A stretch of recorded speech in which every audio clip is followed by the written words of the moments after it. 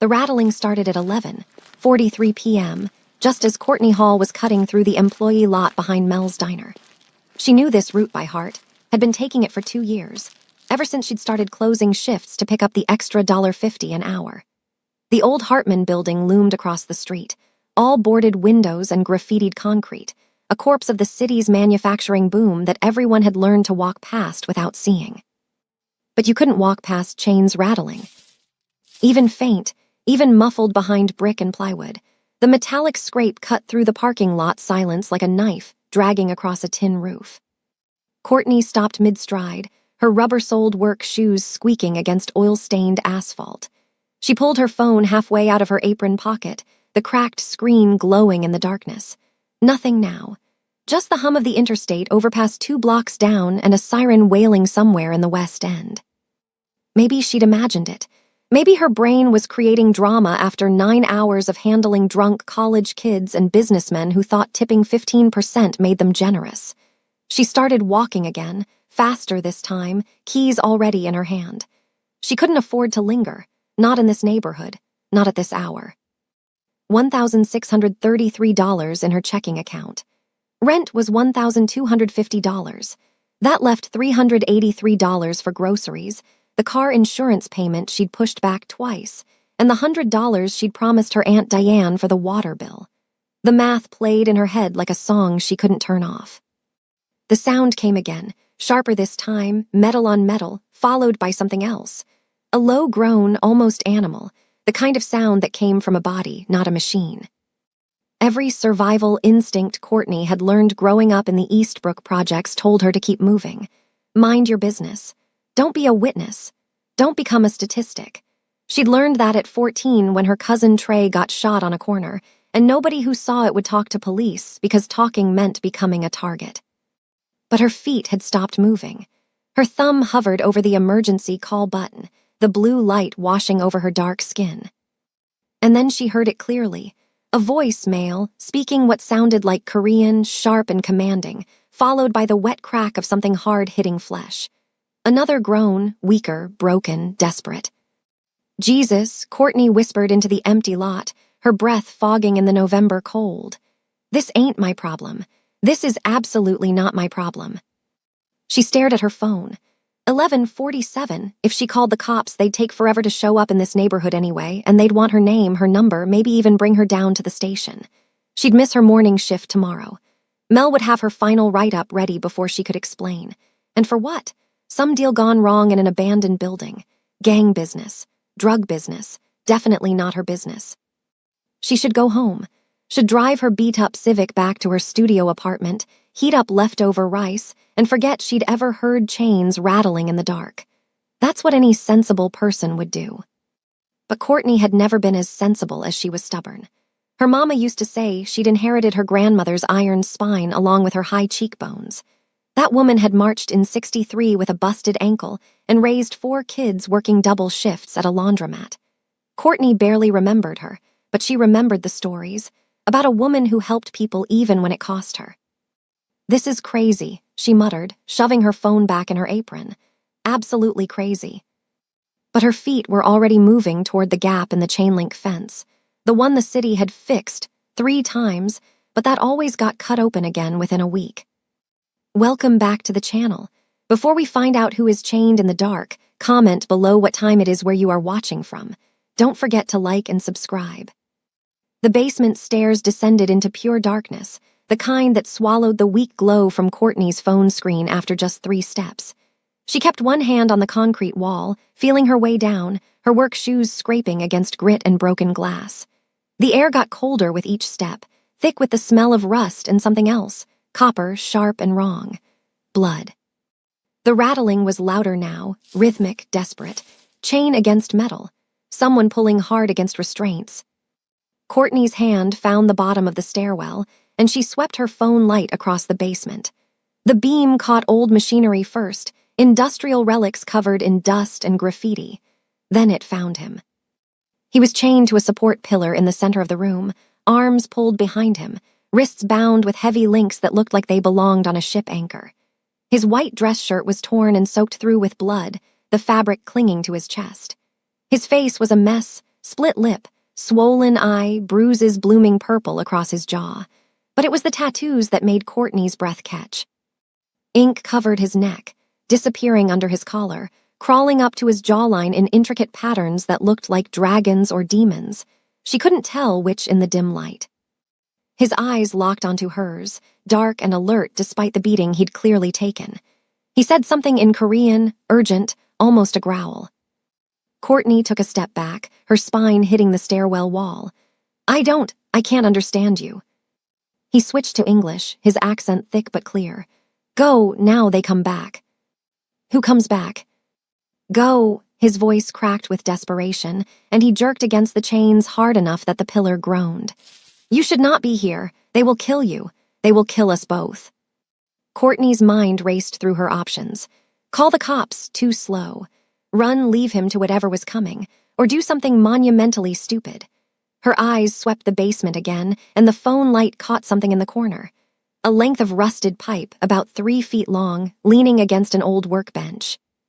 I'm not leaving you here, she heard herself say, already moving toward the pipe. You are insane, he said, but there was something else in his voice now. Hope maybe, or disbelief.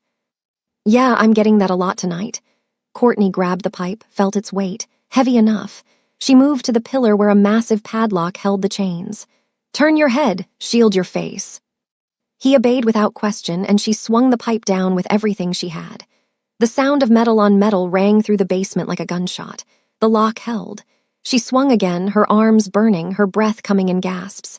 Again.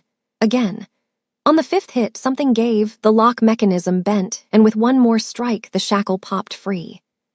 The chains fell away, and he collapsed forward onto his hands and knees, gasping. For a moment, Courtney thought he might not be able to stand, but then he pushed himself up, slower than she expected, every movement deliberate.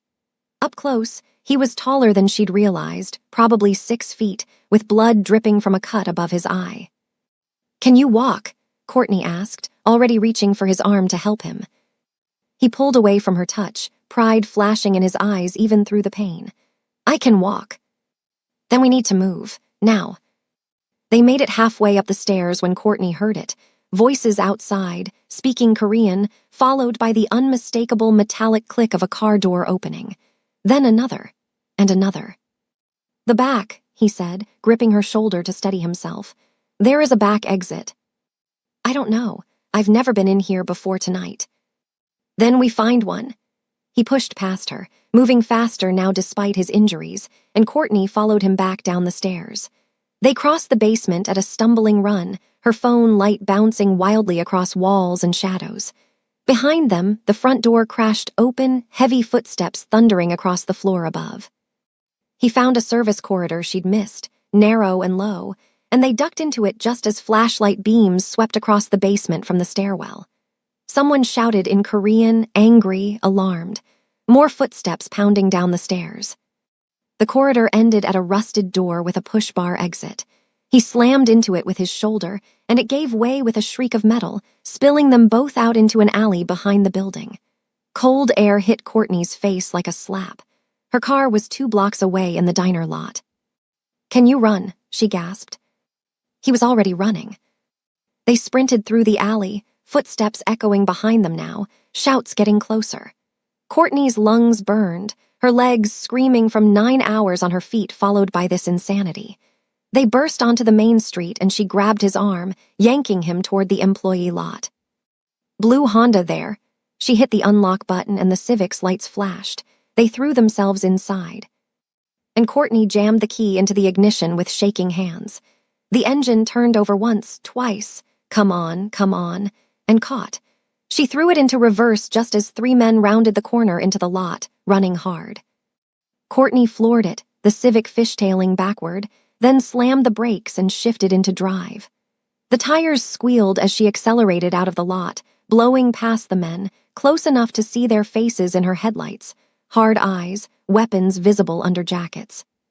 She took the first corner too fast, the Civic's suspension protesting, then the next, putting distance between them and whoever those men were. Her hands were shaking so badly she could barely grip the wheel. Beside her, the Korean man was breathing hard, his head tilted back against the seat, eyes closed. Blood was seeping through his shirt onto her passenger seat. When he opened his eyes and looked at her, there was something in his gaze she couldn't read. Gratitude mixed with something darker. Calculation, maybe. "My name is Sanchi," he said quietly, "and you just made a very dangerous enemy." Courtney's apartment was on the 4th floor of a building that had been luxury in 1987 and was now just expensive. She half-carried Sanchi up the stairs, his weight heavy against her shoulder, leaving drops of blood on the concrete steps that she'd have to clean up later if she didn't want questions. Her hands shook as she fumbled with the keys. The door swung open to reveal exactly what her life was: a studio with a kitchenette that barely qualified as a kitchen, a futon that served as both couch and bed, and a bathroom so small you could sit on the toilet and wash your hands in the sink at the same time. Sanchi stumbled inside, and she locked the door behind them, throwing the deadbolt and the chain for whatever good that would do. He made it to the futon before his legs gave out, collapsing onto it with a grunt of pain. "First aid kit," Courtney said, more to herself than to him. "I've got somewhere." She was already digging through the cabinet under her sink, pushing aside cleaning supplies and old takeout bags until she found the white box with the red cross. When she turned back, Sanchi had his phone out, his thumb moving across the screen with practiced efficiency despite his injuries. "What are you doing?" "Calling for extraction." His voice was steady now, controlled, back to whatever he was when he wasn't chained in a basement. "My people will come for me. I will make sure you are compensated for your help tonight." Compensated? Like she was a cab driver who'd given him a ride. Courtney set the first aid kit down harder than necessary on the coffee table that was really just a milk crate with a board on top. "Your people, the same ones who had you chained up and bleeding." "That was not my people. That was," he stopped, his jaw tightening. "It is complicated." "Uncomplicate it, because I just made myself a target for whoever those men were, and I'd like to know why." Sanchi looked at her for a long moment, and she saw him calculating, weighing how much truth to give her. "I run an organization, a syndicate. Someone inside betrayed me, sold me to rivals. I do not know who yet, but my lieutenant, Kwon, he is loyal. He will come." He pressed the phone to his ear, and Courtney heard it ring once, twice. Then a male voice answered, rapid Korean that even she could tell was urgent, almost frantic. Sanchi responded in the same language, his tone sharp and commanding. The conversation lasted maybe 90 seconds. When he hung up, some of the tension had left his shoulders. "He is coming, 20 minutes. We should clean these wounds so I do not look," he gestured at himself. "Like this." Courtney opened the first aid kit, pulling out antiseptic wipes and gauze. "You're going to need more than this. You need a hospital." "No hospitals. They ask questions. They report gunshot wounds." "I don't see any gunshot wounds." "Not yet." His smile was grim, "but the night is young." She started cleaning the cut above his eye, and he winced but didn't pull away. Up close, she could see the tattoos more clearly. Dragons, she'd been right about that, rendered in black and gray with touches of red. They wrapped around his neck like they were trying to strangle him, or protect him. She couldn't tell which. "What kind of syndicate?" she asked, dabbing at the blood. "The kind that does not answer questions from waitresses." "This waitress just saved your life." His eyes met hers, and for the first time she saw something almost like respect there. "Yes, you did. Why?" "Because nobody deserves to die chained in a basement." "Many would disagree with you about that, especially regarding me." Before Courtney could respond, her window exploded inward. The sound came first, glass shattering, the sharp crack of gunfire, and then Sanchi was moving, faster than someone with his injuries should be able to move, tackling her off the futon and onto the floor behind the kitchenette counter. More shots punched through the wall above them, the plaster raining down in chunks. Her neighbors were screaming. Someone's car alarm started wailing in the parking lot below. Sanchi had his phone out again, screaming into it in Korean, his voice raw with rage. He hung up and looked at her, and there was something terrible in his eyes, not fear, fury. "It was Kwon," he said quietly. "My lieutenant, my friend, he tracked the phone, he sent them." "Your loyal friend." Courtney's voice came out higher than she intended, panic bleeding through. "The one you just called." "Yes," the word was bitter. 20 minutes, he said. They arrived in 8. He knew exactly where we were. Another burst of gunfire, closer now, from the hallway. Someone was coming up the stairs. Courtney's mind raced through impossible options. The window was 4 stories up. The door was the only exit. They were trapped. Sanchi was already moving toward her kitchen, yanking open drawers until he found her knife block. He pulled out the largest blade, tested its weight. "How attached are you to this apartment?" "What?" "The fire escape. Where is it?" "There isn't one. This building doesn't." But Sanchi was already at her bedroom window, the one that faced the alley, and he slammed his elbow through it. The glass spiderwebbed, and he kicked it out, the shards falling to the alley below. "We jump," he said.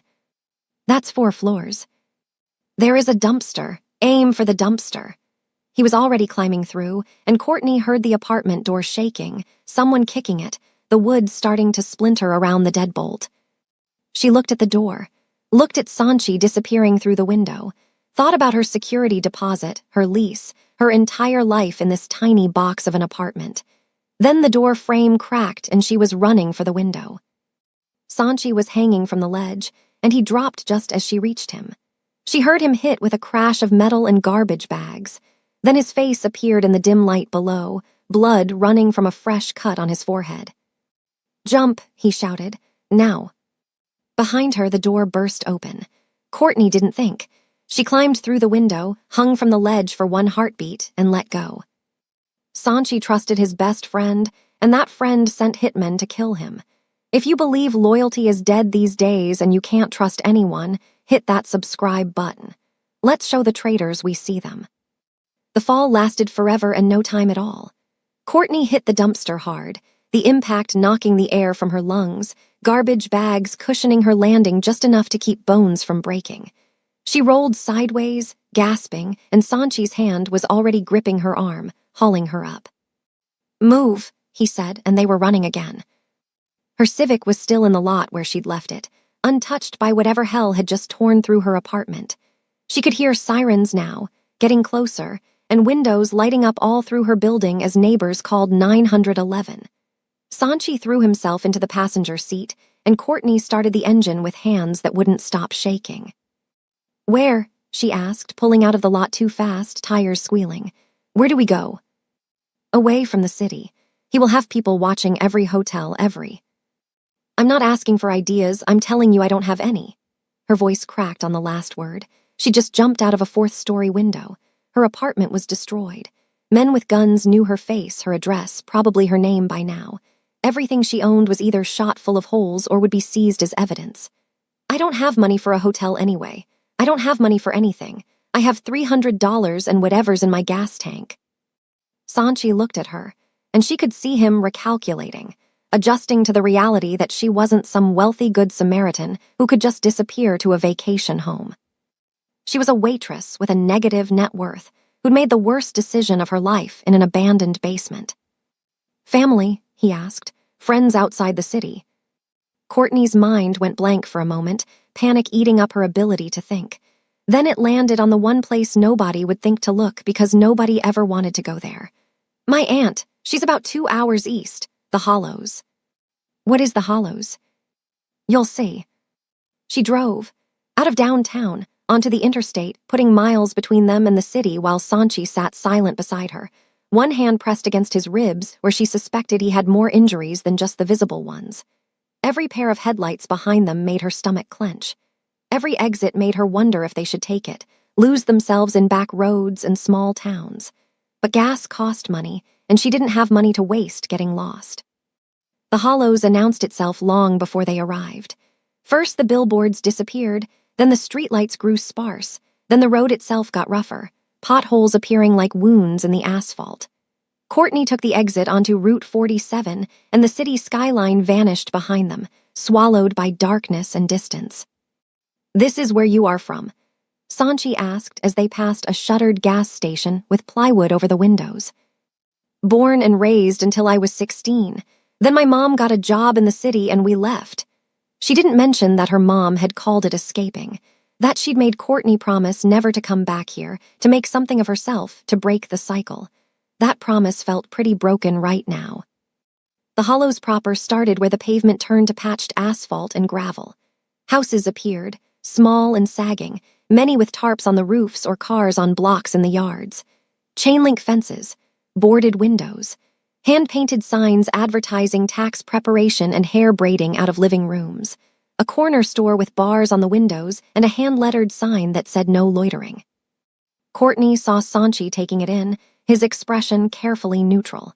She wondered what he was thinking, if he'd ever been anywhere like this, if he knew places like this existed outside of movies and news reports about poverty statistics. "How much further?" he asked.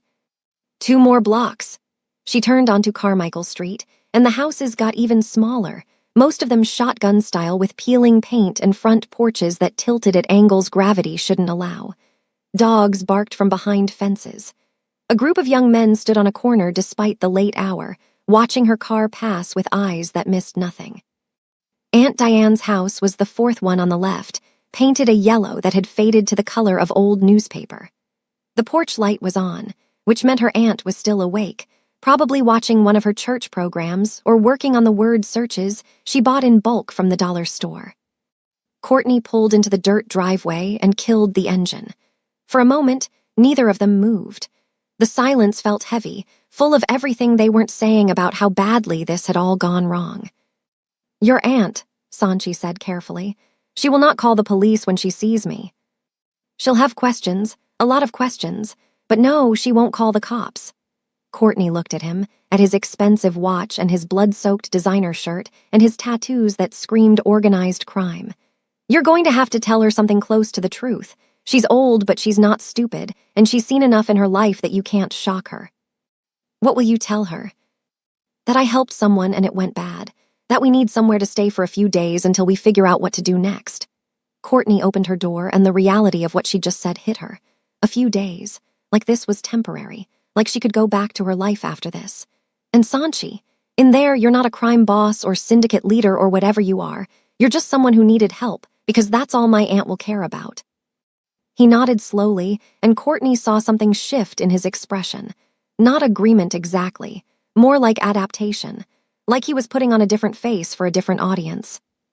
They got out of the car, and the night air was different here, thicker somehow, carrying the smell of overdue rain and distant industrial runoff from the old textile mills. Courtney's feet felt heavy climbing the 3 steps to her aunt's porch. She raised her hand to knock, and the door opened before her knuckles touched wood. Aunt Diane stood in the doorway in her housecoat, her reading glasses pushed up into her gray hair, taking in Courtney's torn uniform and Sanchi's blood-stained shirt with eyes that had seen wars and funerals and everything in between. "Lord have mercy," she said quietly. "Baby girl, what have you done?"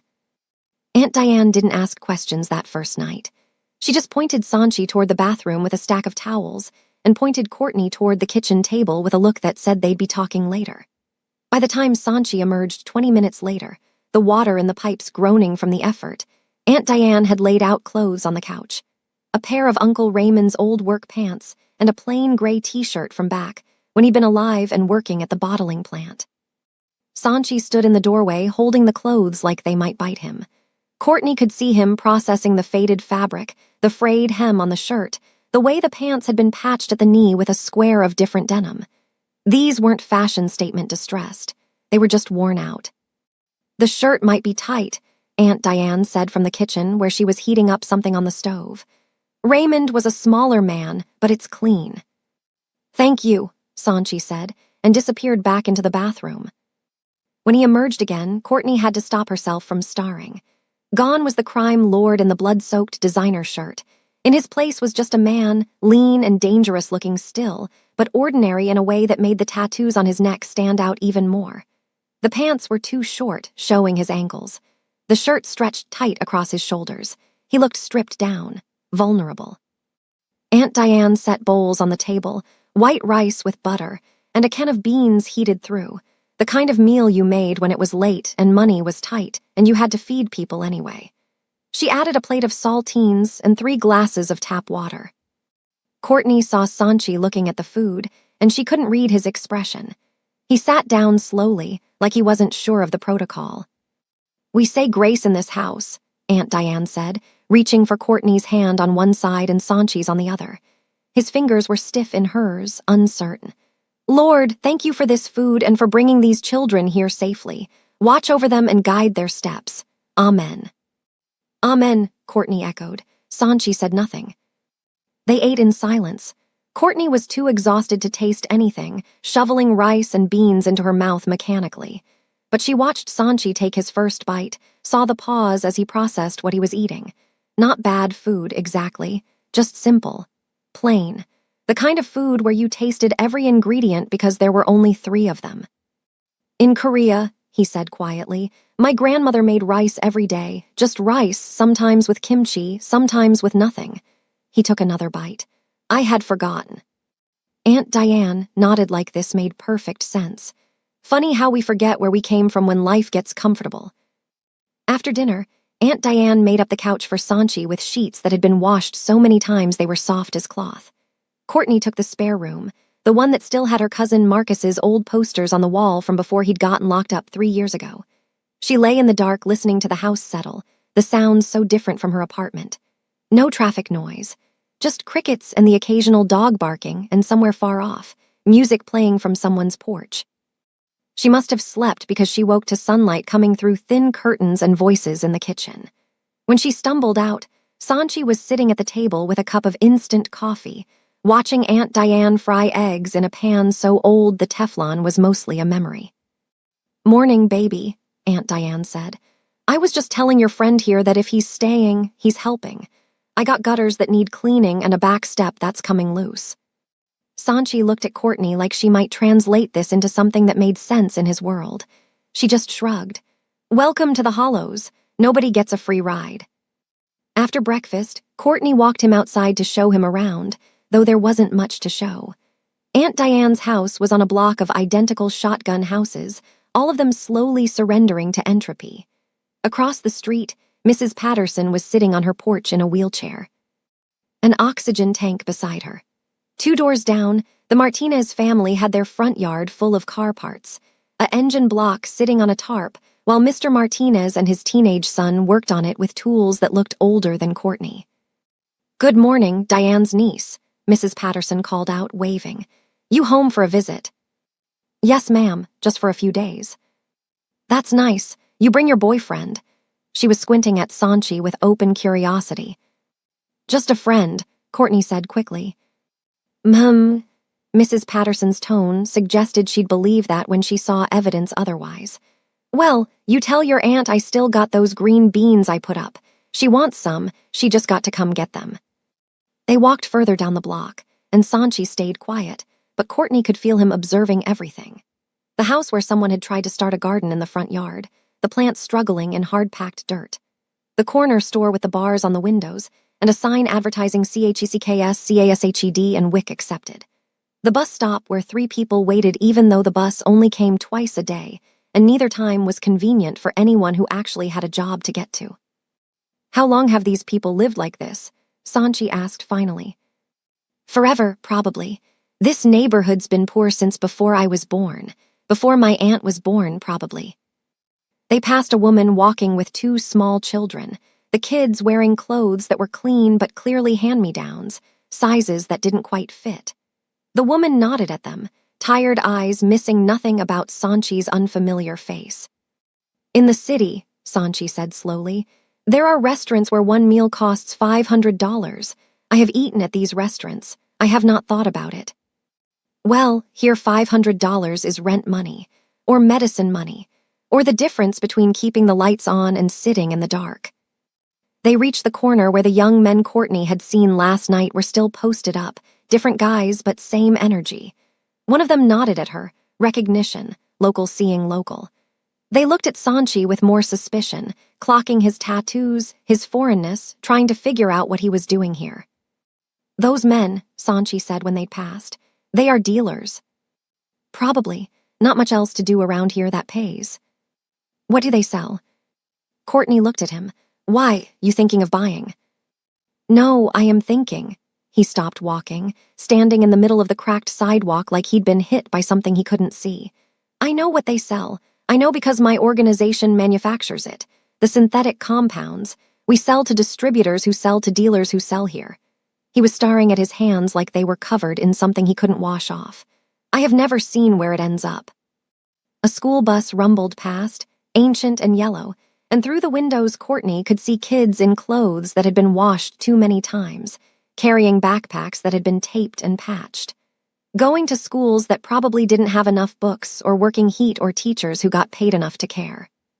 Sanchi, Courtney said quietly, welcome to where your money comes from. Sanchi is seeing how the other half lives for the first time. It's unfair that some have billions while others can't afford bread. If you're tired of the rich ignoring the poor, comment, change the system below. The kid showed up on the third day, when Sanchi was on Aunt Diane's porch fixing the railing with wood screws and a drill so old it sounded like it might give up at any moment.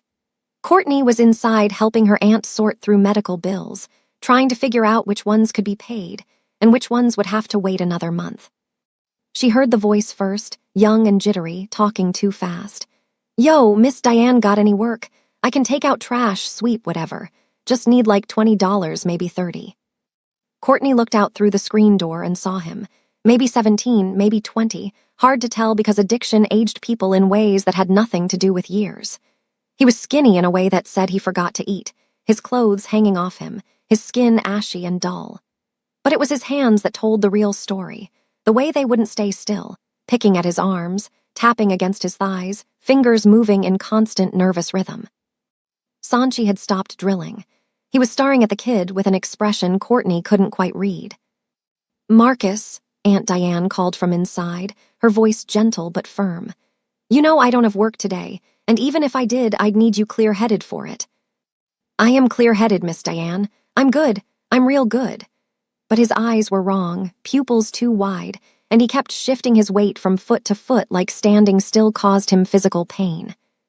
When's the last time you ate something? I ate breakfast. The lie was obvious in the way he said it, too quick, too defensive. Aunt Diane sighed and Courtney heard her moving in the kitchen. A few minutes later, she came to the door with a paper plate covered in foil, leftover chicken and rice from last night. Here, take this home to your grandmother. And Marcus, that clinic on 5th Street, they got programs, free programs. I don't need no program, Miss Diane. I'm good. I just need. He took the plate, but his hands were shaking so badly Courtney thought he might drop it. I just need to get right, you know. Just need to get right and then I'll be good. He left, walking too fast, that jerky momentum of someone being chased by something invisible. Courtney watched him turn the corner and disappear, and when she looked back at Sanchi, he was still frozen, the drill hanging loose in his hand. You know him? She asked, stepping onto the porch. No, his voice was quiet, but I know what he is using. How can you tell? The pupils, the movement patterns, the way he cannot stop touching himself. Sanchi set the drill down carefully, like he didn't trust himself to hold it anymore. It is called Blue Heaven on the streets. We manufacture it in labs outside the city. Very pure, very addictive, very cheap to make. He looked at his hands again, that same gesture he'd been making since they got here, like he could see blood on them that wouldn't wash off. We sell it for profit. Maximum addiction, maximum return. Courtney sat down on the steps, suddenly needing to not be standing.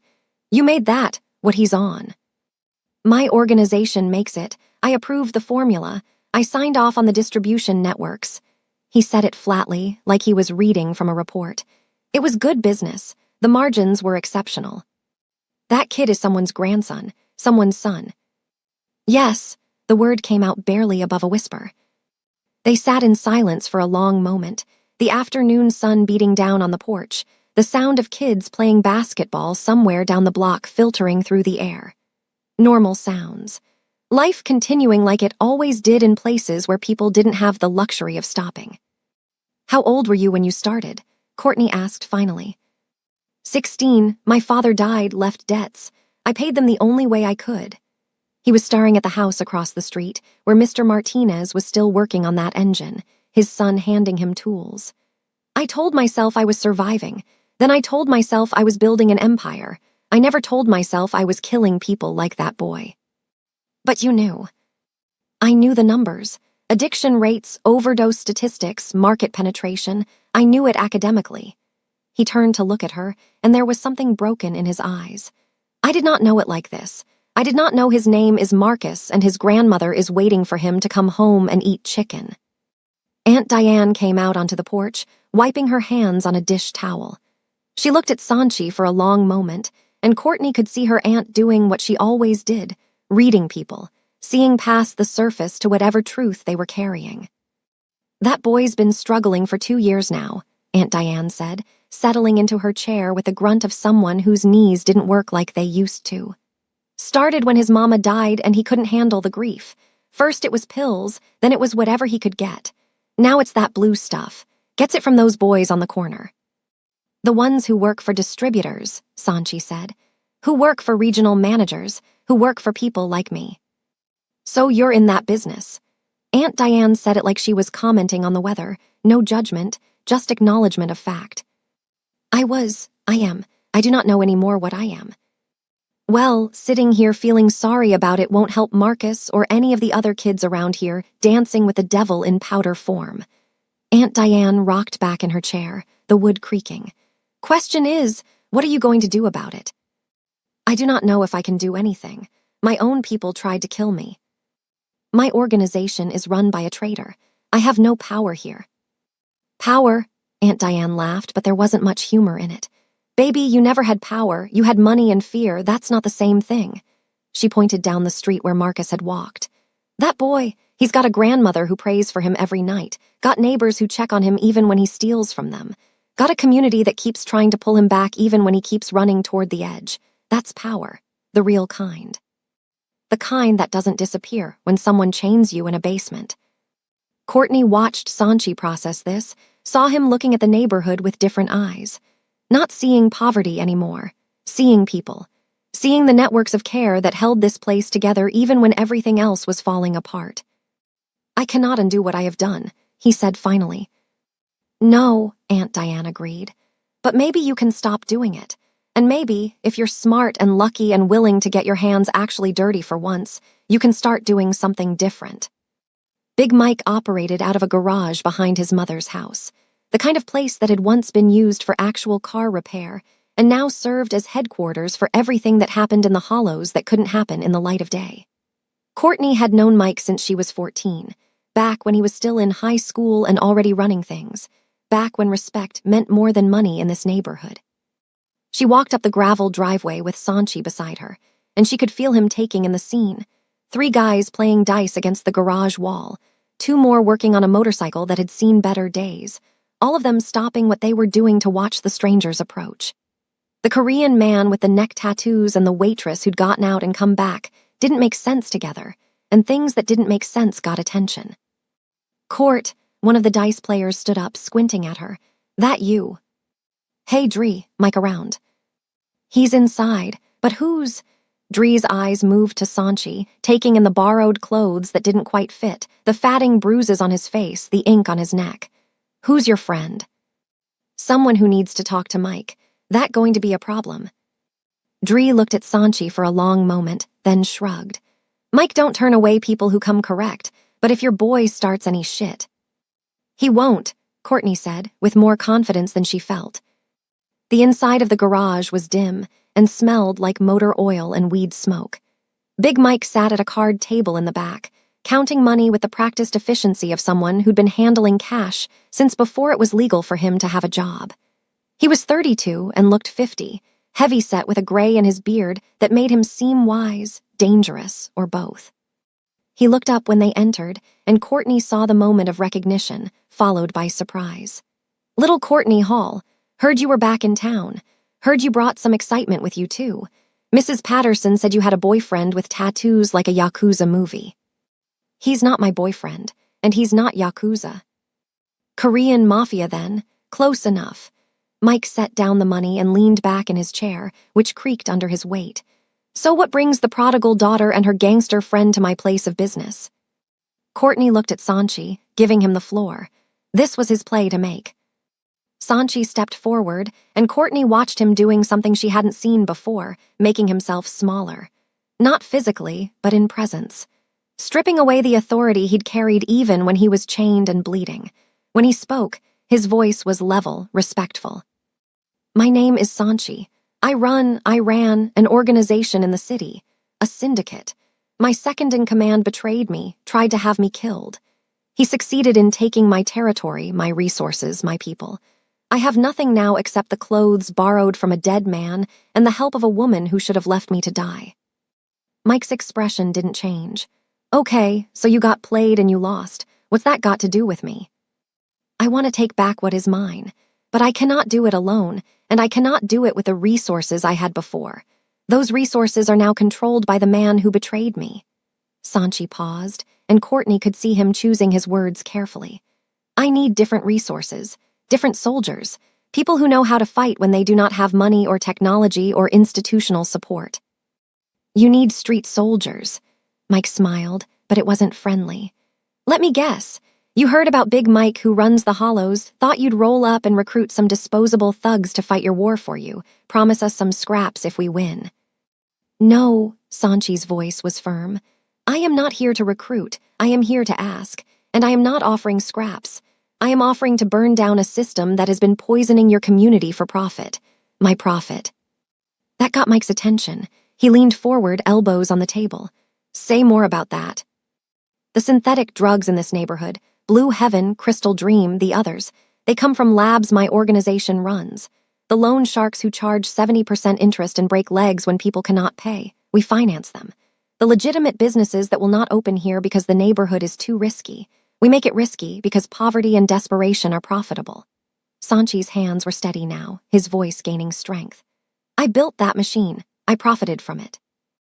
I did not think about the cost because I did not have to see it. Now I see it. So you feel guilty. That's supposed to make me care. No, what should make you care is that the man who betrayed me, Kwon, he will be worse. He has no ties to the old ways, no code, no restraint.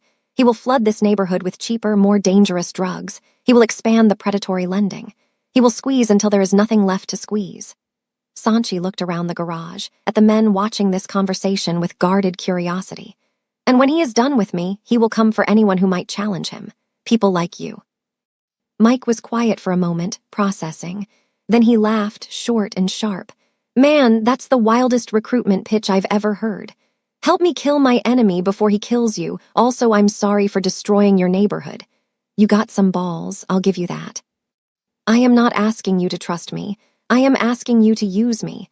I know how the syndicate operates, where they are vulnerable, how they think. I know Kwon. I trained him. Sanchi's jaw tightened. I can help you hurt people who need to be hurt, and if you kill me after, I will probably deserve it. The garage was silent except for the distant sound of the dice game outside. Mike studied Sanchi like he was a used car he was considering buying, looking for the hidden damage, the concealed rust. Why'd you really come here? Mike asked finally. To the Hollows, you could have run anywhere, could have left the country. Because she brought me here. Sanchi gestured to Courtney. And because running achieves nothing. I spent my whole life building power and it meant nothing when one person decided to take it away. I do not want that kind of power anymore. I want... He stopped, searching for words. I want to do something that matters. Revenge matters to you. Yes, but not just revenge. Change. Mike looked at Courtney. He for real, or is this some elaborate con? He's for real, Courtney said.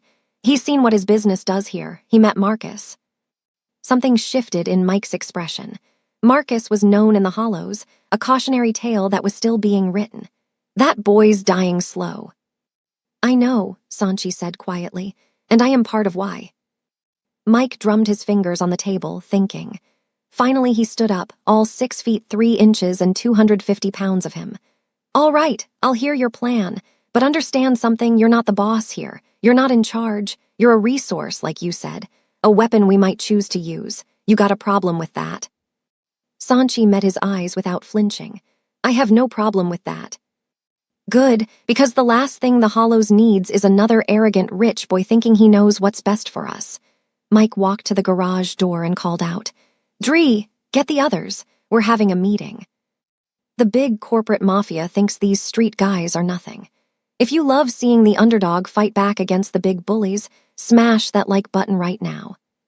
They trained in the empty lot behind the old textile mill, the same place where kids used to play baseball before the equipment got stolen and never replaced. Sanchi stood in the center with 8 men around him, Big Mike's crew, plus a few others who'd heard there was a chance to hit back at the people who'd been bleeding their neighborhood dry. Courtney watched from the hood of her Civic, parked at the edge of the lot. It was late afternoon, the sun turning everything orange and gold, and she could see the dynamic shifting as Sanchi talked. At first, the men had stood with arms crossed, skeptical, treating him like an outsider who needed to prove himself. Now they were leaning in, asking questions, their body language changing from defensive to engaged.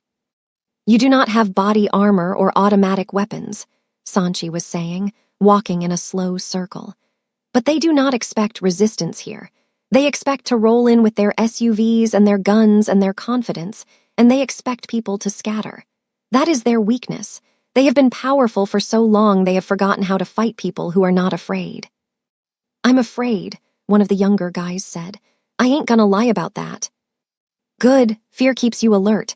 Fear keeps you alive, but fear alone will not stop them." Sanchi pointed to the buildings surrounding the lot. "This is your territory. You know every alley, every rooftop, every place to hide. They do not. When they come, they will come in vehicles. Heavy, expensive vehicles that do not turn fast, do not reverse fast, are easy to trap." "You want us to trap them?" Mike asked. "With what?" "With what you have. Stolen cars parked at intersections, construction barriers, nails scattered on the road." Sanchi's eyes were sharp, focused, and Courtney realized she was seeing him as he must have been before the betrayal, a tactician, someone who thought 3 moves ahead. "You force them to leave their vehicles and then you have equalized the field. A man on foot with a gun is just a man. You outnumber them, you know the terrain, you win." They spent 3 hours running through scenarios.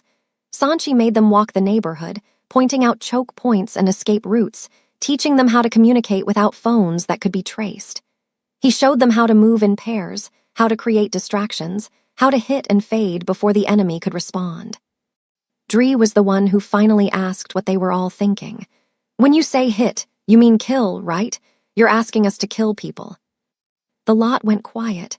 Sanchi didn't hesitate. "Yes, Kwon will send professionals. They will not hesitate to kill you, your families, anyone who gets in their way. If you are not prepared to match that violence, then we have already lost." "Some of us got records," another man said. "We go down for murder, that's life. If we do this correctly, there will be no evidence. No cameras in this neighborhood that work, no witnesses who will talk to police, no bodies that can be traced back to you." Sanchi looked at each of them in turn. "But yes, there is risk.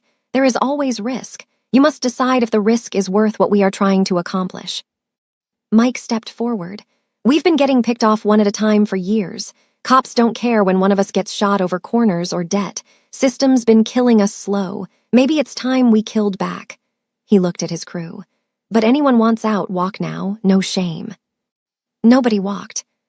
That night, after training ended and the men dispersed back to their homes, Courtney found Sanchi sitting on Aunt Diane's porch in the dark. She brought him a beer from her aunt's fridge, the cheap kind in cans, and sat down beside him. "You're good at this," she said, "teaching them." "I have done it before. Different context, different soldiers, but the principles are the same." He took a drink, made a face at the taste, but didn't complain. "In my old life, I had men with military training, expensive equipment, connections to politicians and police. Here I have men with nothing, and somehow I feel more confident." "Why?" "Because they have something to fight for beyond money. They are fighting for their families, their neighborhood, their survival. That is worth more than any salary I could pay." He was quiet for a moment. "I should have learned this earlier. Maybe many things would be different." Courtney pulled her knees up to her chest, wrapping her arms around them. The night was cooling down, crickets starting their evening chorus. "You think it'll work, the plan?" "I think we have a chance, a small one. Kwon will underestimate this place, these people. That gives us an opening." He looked at her, and in the porch light she could see the bruises had mostly faded, leaving his face clear except for a small scar above his eye.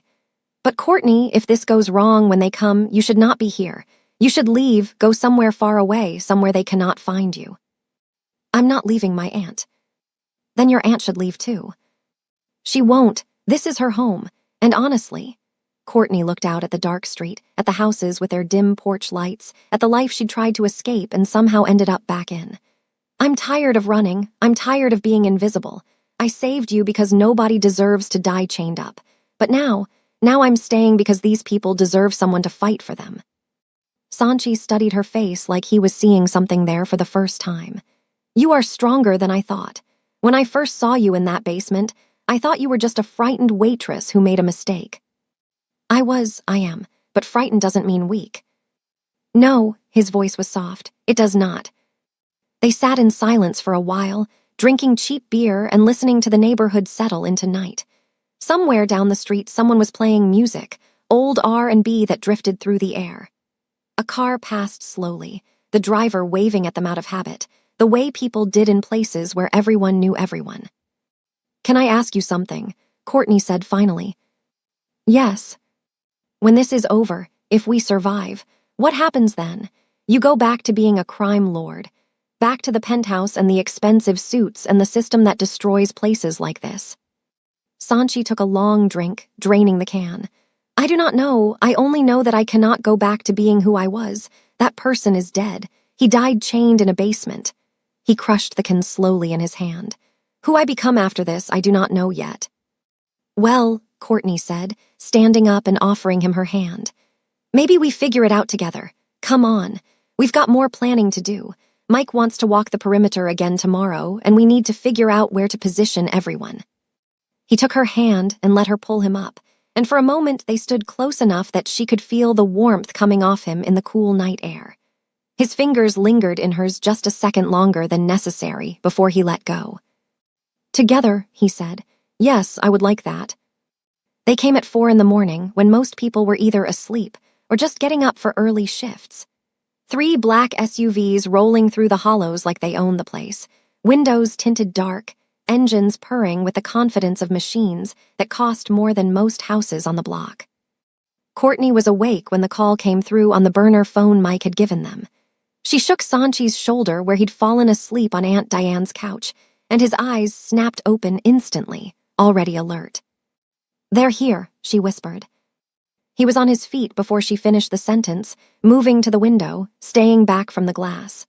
Outside, the street was dark except for a few porch lights, but Courtney could see the SUVs prowling slowly down Carmichael, looking for Aunt Diane's house, hunting. 3 vehicles, Sanchi said quietly, his voice steady despite what had to be adrenaline spiking through his system. "That means 9 men, maybe 12 if they are packed in. Kwon is not with them. He would never risk himself for this." "How do you know?" "Because I trained him to value his life above everything else. I taught him that leaders who die in the field are fools." His jaw clenched. "I taught him too well." Aunt Diane appeared in the hallway in her housecoat, looking small and old in the dim light but not afraid. "They coming for my house?" "Yes, ma'am," Sanchi said, "but they will not reach it, I promise you this." "I'm holding you to that promise, young man." She disappeared back into her bedroom, and Courtney heard the sound of furniture being moved, her aunt barricading herself in like they'd planned. Courtney's phone buzzed. A text from Mike. "In position, wait for the signal." The SUVs stopped 2 houses down from Aunt Diane's. Doors opened and men climbed out, 6 that Courtney could see from her angle, all of them dressed in dark clothes, all of them carrying weapons that caught the street light, compact submachine guns, the kind that fired 30 rounds in seconds. Professional equipment. Professional killers. They moved toward the house in formation, and Courtney felt her heart hammering against her ribs. These weren't the men who'd chained Sanchi in the basement. These were worse. Clean. Efficient. The kind who did this for a living, and went home to dinner afterwards without thinking twice. The lead man reached Aunt Diane's front gate when the first car alarm went off. Then another, then another. Within seconds, every car on the block was wailing, lights flashing, the noise shattering the pre-dawn silence like broken glass. The assassins froze, heads turning, trying to process what was happening. Porch lights started coming on up and down the street. That's when Mike's crew made their move. They came from the rooftops first, bottles filled with gasoline and stuffed with rags, the Molotov cocktails arcing through the air like falling stars. One hit the ground between the SUVs, flames spreading across the asphalt. Another hit the lead vehicle's hood, fire blooming across the expensive paint. The men scattered, professional discipline breaking as they realized they were surrounded. Gunfire erupted, the assassins shooting at shadows and rooftops, muzzle flashes lighting up the dark. But Mike's crew wasn't where they expected. They were in the alleys, behind parked cars, in the empty lots between houses, and they were shooting back with whatever they had. Hunting rifles, pistols, one shotgun that boomed like thunder. Not military-grade equipment, but enough. More than enough when you knew the terrain and your enemy didn't. Sanchi was already moving, out the back door while the assassins were focused on the front. Courtney followed him into Aunt Diane's backyard, through the gap in the fence, into the alley that ran behind the houses. They could hear the chaos on the street, screams and gunfire and car alarms still wailing.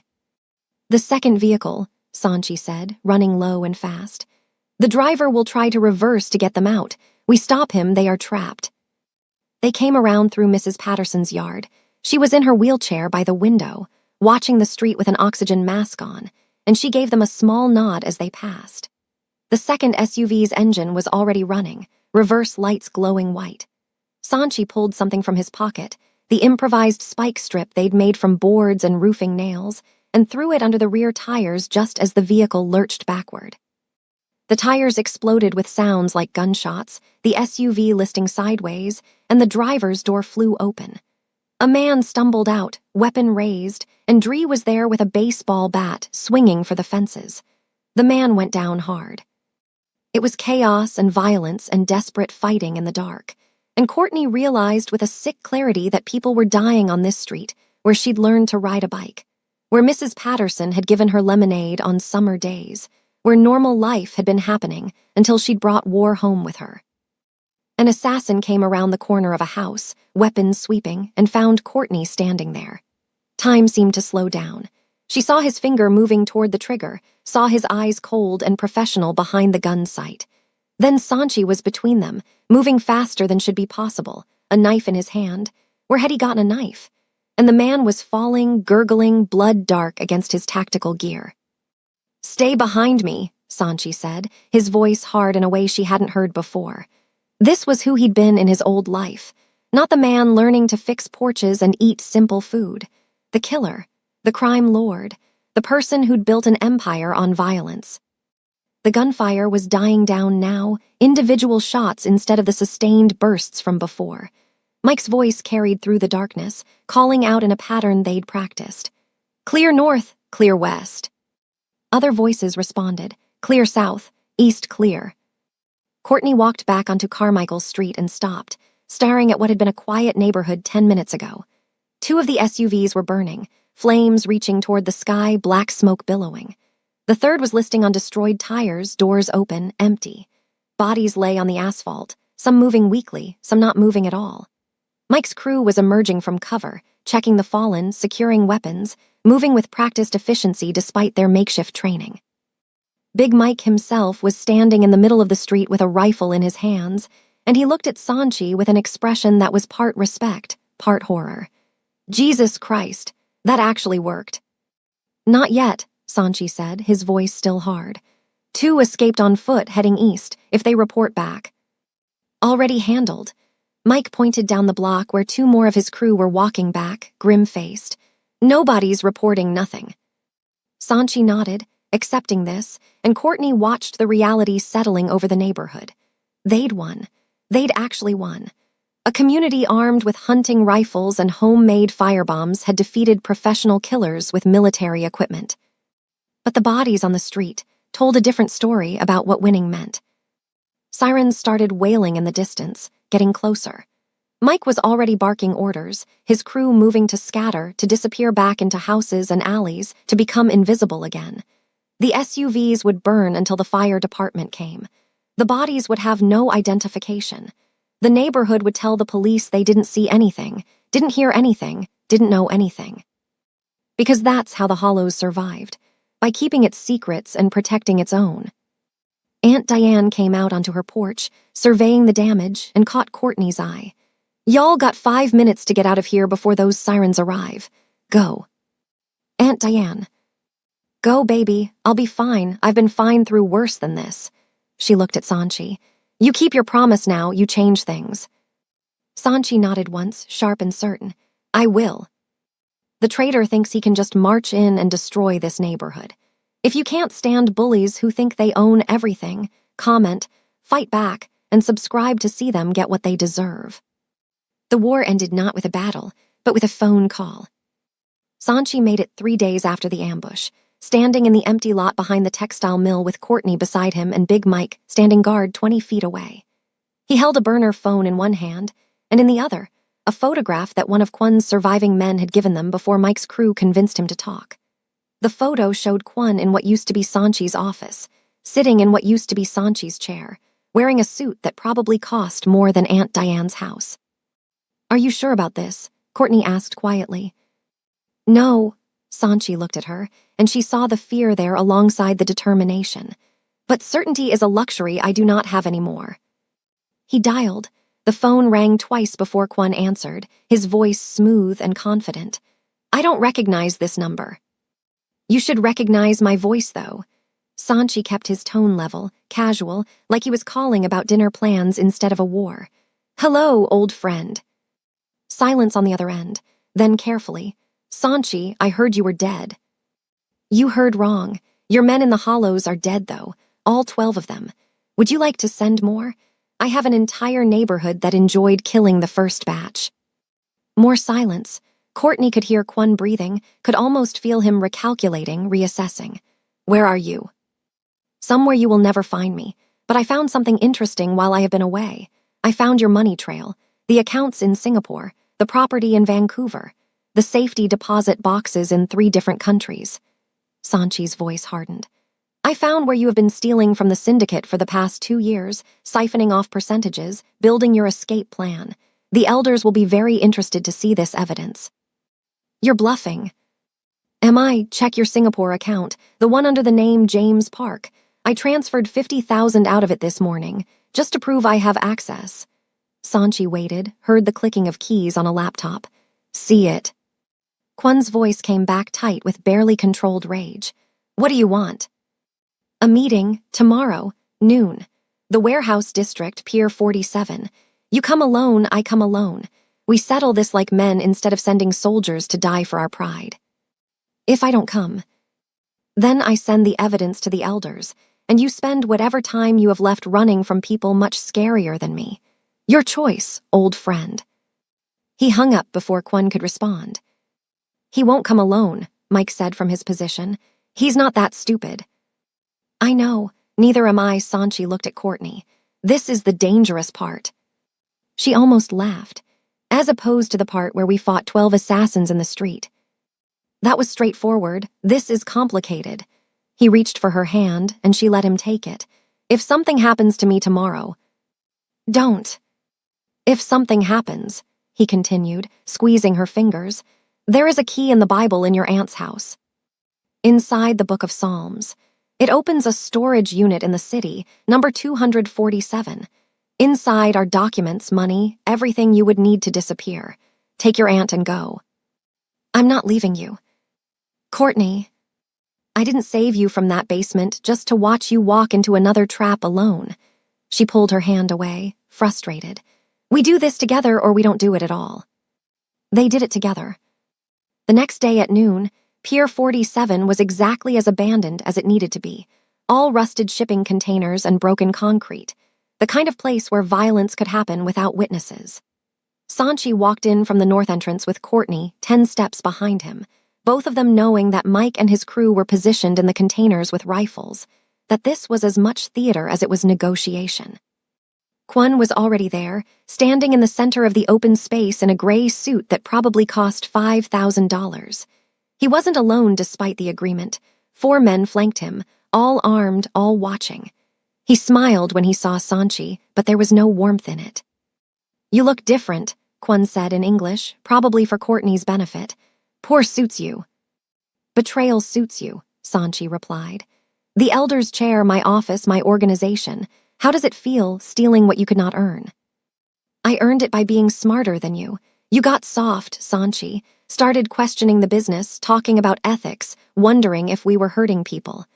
Kwon's smile widened. "In our world, the moment you start caring is the moment you become weak." Perhaps caring makes you see clearly for the first time."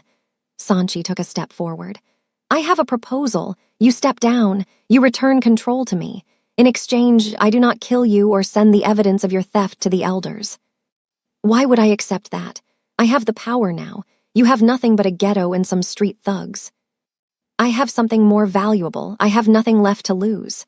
Sanchi's voice was cold. You still have your life, your money, your future. Those are weaknesses now.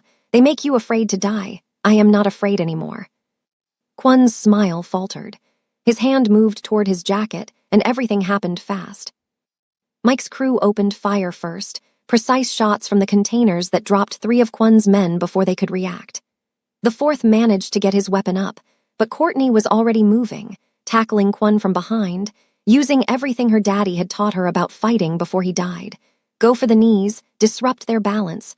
Don't fight fair when your life depends on it. Kwon went down hard with Courtney on top of him, and then Sanchi was there, pressing a gun against his former friend's temple. Do not move, Sanchi said quietly. The whole thing had taken maybe 15 seconds. Mike and his crew emerged from the containers, weapons trained on the survivor from Kwon's security. The man looked at the bodies of his colleagues, at the rifles pointed at him, and slowly raised his hands. Sanchi hauled Kwon to his feet, keeping the gun pressed against his head. Here is what happens now. You call the elders. You tell them you are stepping down due to health reasons. You recommend they reinstate me. You transfer back everything you stole, every account, every asset. And then you disappear. Leave the country. Go to Vancouver or Singapore or hell for all I care. But you never come back. They'll never accept you back. Not after you vanished, not after the mess in the hollows. They will accept me because I will bring them something you never could. Reform. The syndicate will continue, but the predatory loans will end. The synthetic drugs will be discontinued. We will operate like a business instead of a plague. Sanchi's voice was steel.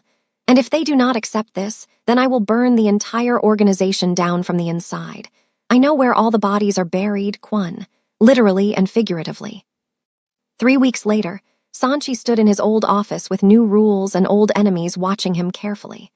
The elders had accepted his return, partly because Kwon's theft had been even worse than Sanchi had documented, partly because they feared what he might do if they refused. He'd shut down the drug labs immediately, restructured the loan operations, and started the slow process of changing what the syndicate meant. It wouldn't happen overnight, it might not happen at all, but he was trying. He kept an apartment in the city for appearances, but 3 nights a week he drove 2 hours east to the Hollows, to the yellow house with the tilted porch, to the waitress who'd saved his life and taught him how to live it differently. Aunt Diane always had dinner waiting, simple food that tasted better than anything from his expensive restaurants ever had. Courtney would be there fresh from her shift at a new diner. Rosie's had fired her for missing too many days, and they'd sit on the porch after eating, talking about their days like normal people, like they hadn't fought a war together, like they were just a man and a woman learning how to be together. You look tired, Courtney said one evening, studying his face in the porch light. I am reforming a criminal empire. It is exhausting work. He smiled, but she could see the weight he carried. Some days I think it would be easier to just walk away from all of it. Why don't you? Because walking away means someone else takes over. Someone like Kwon, someone who does not care about neighborhoods like this one or people like Marcus. He looked at her. I cannot fix what I broke, but I can try to stop breaking it further. She took his hand, lacing their fingers together. That's enough. Trying is enough. Below them, the Hollows was settling into evening, porch lights coming on, the sound of families gathering for dinner, kids being called inside. Normal life in an abnormal place. People surviving and sometimes even thriving despite everything working against them. Sanchi had spent his life accumulating power in penthouses and boardrooms, making decisions that affected thousands of people he never met. Now, he sat on a porch that needed repainting with a woman whose whole life savings wouldn't cover his car payment, and he understood for the first time what it meant to be rich. Not money, not power, not the throne he'd reclaimed. This, the warmth of her hand in his, the sound of Aunt Diane humming in the kitchen, the knowledge that he was becoming someone his grandmother might have recognized, someone his younger self might have been proud of. I love you, he said, and the words felt new in his mouth, like a language he was just learning to speak. Courtney looked at him, and her smile was worth more than everything he'd lost and found again. I know, I love you too. They sat together as the night deepened, just two people who'd found each other in the dark and decided to build something in the light. Not a kingdom, not an empire, just a life that mattered in a place that mattered with people who mattered. And somehow, that was enough. Sanchi found true love not in a palace, but in a poor neighborhood. If you believe real love matters more than money, hit the notification bell. Thanks for watching.